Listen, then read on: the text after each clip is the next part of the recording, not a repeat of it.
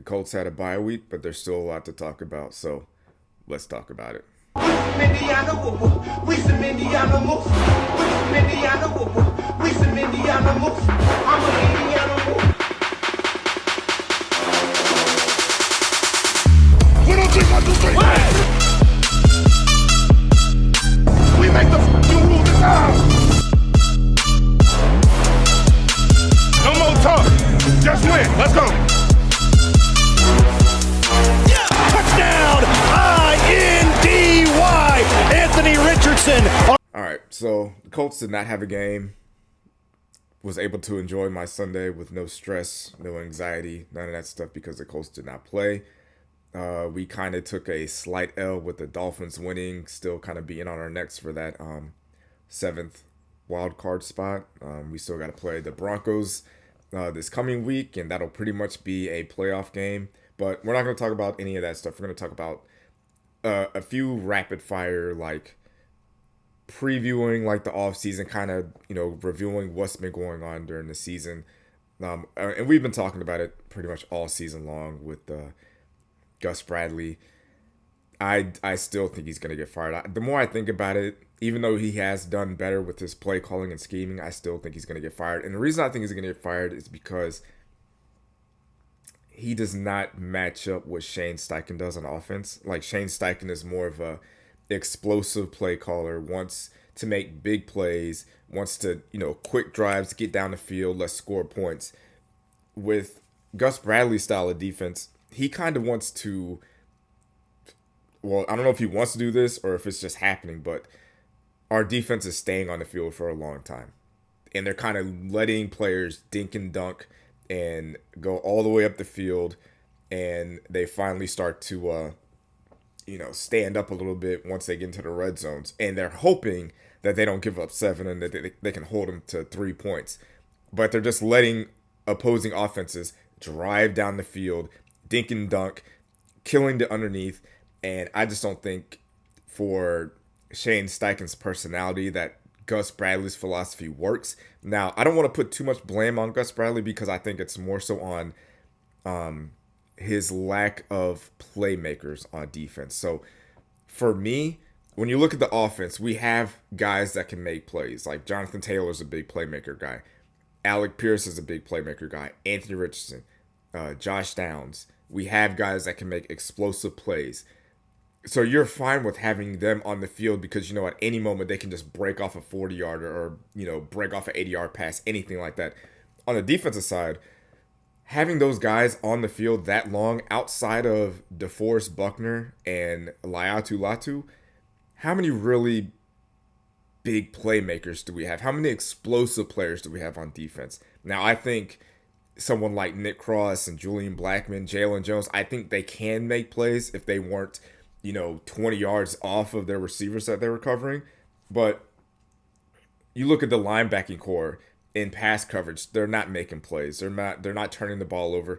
Our team does force a lot of fumbles, but as far as like recovering them and getting the ball back, not as great at that. So this style of play would work if we had more explosive playmakers in the middle of the field, as far as Grover Stewart being an option in the passing downs, Zaire Franklin and EJ Speed being able to make explosive plays in the passing game, kind of like how Shaq Leonard did. Like, he was like, you always had a feeling, you knew like, all right, he's going to make a play. He's going to do something. The more and more he's on the field, the more opportunities he has to make a play. Whereas with this linebacking core, the more and more they're on the field, the more and more they're likely to, get a late hit or a pass interference call.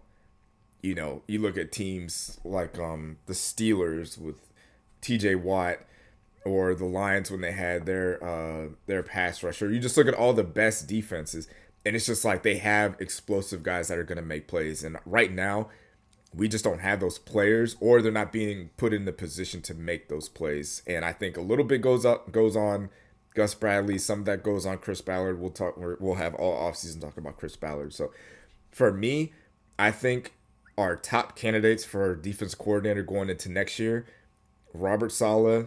I had in my mind that we should get Mike Vrabel, but he seems to be he'll probably get a head coaching position, so he's probably going to be out of here.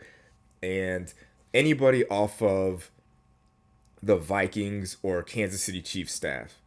Any of those guys, because Vrabel and Spags like to blitz, exotic looks, design pressures, all that stuff. Something more creative defensively. And do they kind of give up big plays? Yeah, yes and no. That's the risk. But you have an opportunity to make a play on defense and really shut down offenses and put them behind the sticks. So anybody off of the Vikings defensive staff, anybody off of the Chiefs defensive staff would really, I think, improve our defensive philosophy at least. Now, I don't know if we have the players to match that. I think Latu is good enough to do that. I think Jalen Jones next year is going to be better. I think Nick Cross is good enough. I think Julian Blackman is good enough. I think Juju. I think a lot of these guys could fit that. I think EJ Speed as a pass rushing linebacker could be effective. So those are my choices. So there's a lot of stuff, so I'm trying to get through it a little bit quickly. I had on the list if Anthony Richardson has regressed or progressed as a quarterback since his rookie season. I will say it's hard to really determine that because his rookie season he didn't play that much, and even in his sophomore season he's played a little bit more, but not as much as you would like. He still hasn't played a full season of NFL football. But if I have to pick yes or no, I'm going to say he's progressed. I hate to say that the benching had a lot to do with it, but it seems to have improved his game or got his mind right or got his preparation and everything up to par. And you can show that with the Jets game where he had a career high passing yards, career high completion percentage, had two, game-saving touchdown drives in the fourth quarter, just was really clutch, really accurate, and just made plays. So I'm going to say he's progressed, and I think the arrow for Anthony Richardson is going up. I think if Anthony Richardson figures it out, the NFL is going to be in trouble because he's going to be a problem. Another thing, we are getting towards the end of the season. I think it's too early to be looking at mock drafts considering that we're still alive for the playoffs, but a lot of people are talking about drafting a tight end in the first round. I would prefer to go defense, find a playmaker either at safety or linebacker. I think the Georgia safety would be a good one. A lot of people are talking about the BYU tight end, who seems to be who a lot of Colts fans want. So let me know in the comments who you guys think we should go to in the draft. And we'll wrap up with this. There was a conversation about who the best player is on the Colts. Zaire Franklin said it on his podcast In the Trenches. He said that Anthony Richardson is the best player on the Colts team. And he was the reason why we won that game against the Patriots. The best player on our team went down there and made a play and won the game for us. And I think there's a little bit of a difference between like best player and most important player. If I had to give out a Pro Bowl vote for one player on offense and defense, I think on offense it would be Bernhard Raimann. I think he's been the most important player on our offense because when the offensive line is not playing well, the whole offense just tends to fall apart. But I think the best player on our offense is Josh Downs. And he might be the most important and the best player. Our offense, the way our passing game isn't as effective, you would think would be a little bit more effective considering we paid Michael Pittman Jr. this offseason. But I feel like Josh Downs might be the offensive MVP. Now, when they're playing at their best, the best player probably is Anthony Richardson because of all the things that he can do and how important the quarterback position is. But I still think probably Josh Downs and Bernhard Raimann are the best players on offense. And when it comes to defense, I think DeForest Buckner is still the best player that we have on defense. I think he's also probably the most important player. The run game, the pass rushing, everything is better when he is on the field. He makes life easier for Latu and for Grover Stewart. And he's I can't really say if he is or not because I'm not in the locker room, but he appears to be a good leader, and he's just a physically dominant player. And say what you want about Chris Ballard, but he brought that guy in, he traded him, and I'm glad. I hope he continues to stay here and produce the way he has. And side note, when Anthony Richardson got benched, there was a report that came out that DeForest Buckner came and talked to Anthony and said, "Hey, you're the reason why I signed here, because of what I believe that you can do and what you can be. You're the reason why I'm still here." And Josh Downs and Anthony Richardson had a conversation when Anthony was benched. They've been really close since the day they both got drafted the same day. They're in the same draft class. They were on the phone. I think the first night in Indy together, they got together and throwing passes together, and they just have a really close relationship. And you can see that translate to on the field. And they could be the next, Andrew Luck and T.Y. Hilton, or the next, Peyton and Marv, or Peyton and Reggie, Andrew and Reggie. They could be the next great quarterback wide receiver duo for the Colts. Like Josh Downs, I feel like he's out of here. Like he's solidified. Anthony Richardson, based on what I've seen, you guys know I'm an Anthony Richardson believer, so I think he's going to be a top 10 quarterback next year easily. He will easily be in that conversation as long as he keeps doing what he has been doing the last few weeks and roll that over into the offseason. Hopefully he gets to the offseason healthy so he can prepare and train and practice and develop without having to rehab the entire offseason. But I will say in closing,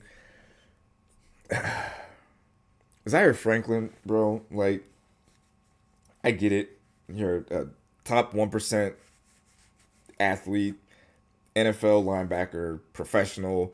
You've led the league in tackles like the last 3 years. I think you're leading the league in Jesus Christ, leading the league in tackles right now. And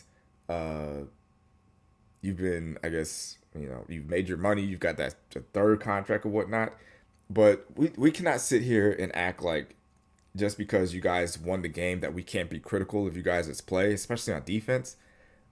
Like if we go through the whole season, you guys have made like rookie quarterbacks. Like Caleb Williams had his best day passing against you guys.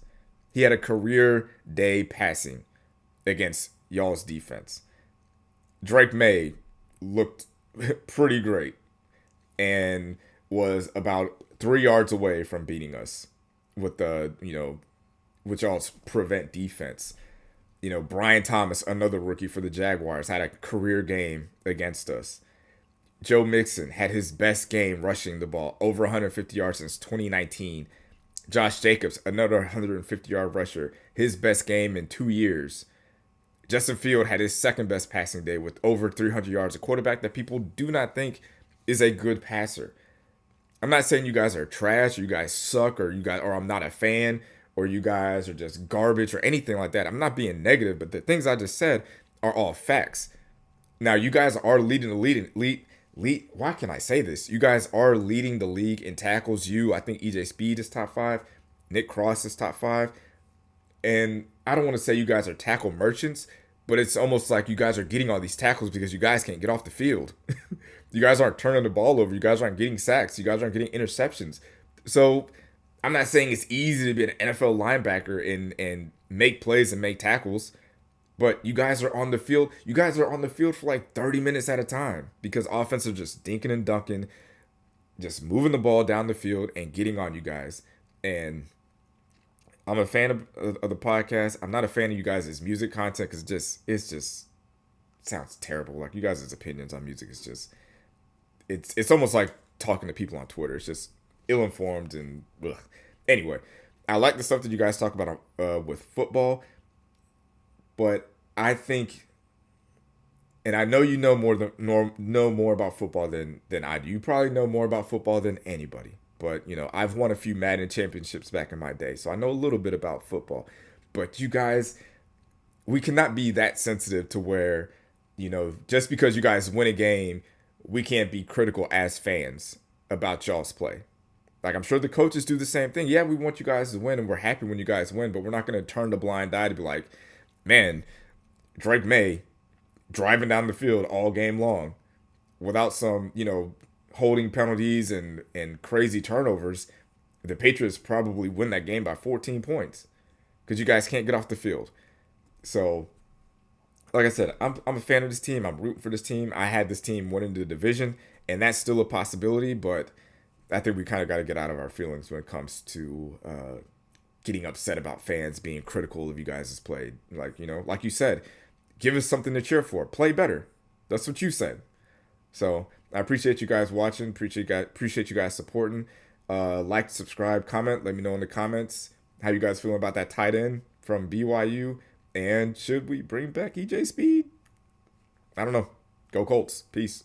Thanks for watching, babe. Make sure to like this video and subscribe to the channel.